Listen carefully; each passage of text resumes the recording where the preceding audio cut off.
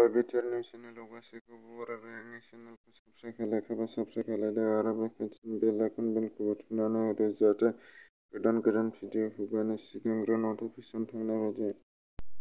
कर'ना भाइरासजों गाग्लोबजानाय उदालगुरि जिल्लानि सिङाव थानाय हरिसिंगा हुगुमा गामियाव दिलीप दैमारि 50 बोसोर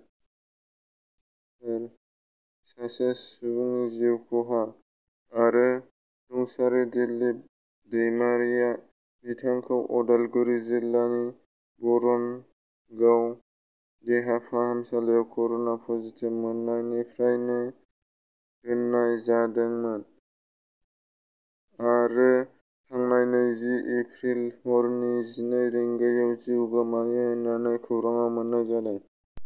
मुंदांखा गागि टिभि चेनेलनि खौरांगिरिजों लोगोसे एक्टर रहित चन्द्र कभिड-19 आव रुंसारि जाबाय। बिथांनि देहायाव थांनाय एप्रिल दाननि 24 खालाराव कभिड-19 पजिटिभ मोनदोंमोन। गाव फोरमायनाय बायदिब्ला बिथाङा आर-टि-पि-सि-आर टेस्ट खालामनायाव नेगेटिभ मोनदोंमोन होननानै फोरमायदोंमोन, नाथाय सि-टि स्कैन खालामनायाव लेन्सआव कभिडजों गोबां बिबांनि खहा जाबोदों।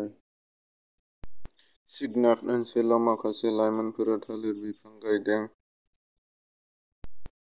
क'क्राझार जिल्लानि सिङाव थानाय सिजौ प्राइमारि लाइमोन हान्जानि मावख'आव थांनानै हरनि 12 रिंगासोआव सोरबा सिनाय मोनै दुथांफोरा गरथाम गोथां गुलि गावनायजों लोगोसे गरथाम गोदान गुलि मोननो हादों। बे जाथायनि सायाव ओनसोलाव दुंहाव थासारि लाबोदों। बे जाथायनि सायावनो बिटिसिनि गाहाय मावफुंगिरि प्रमद बर' बिथाङा सुलाद लाफैदों आरो दायनिगिरिफोरखौ थाबैनो हमनानै साजा होनांगौ होननानै पुलिस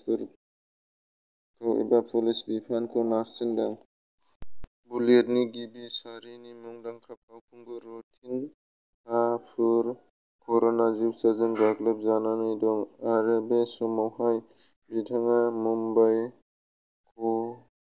खलिवेद आहमेदानि देहा फाहामसालियाव फाहामथाय लागासिनो दङ।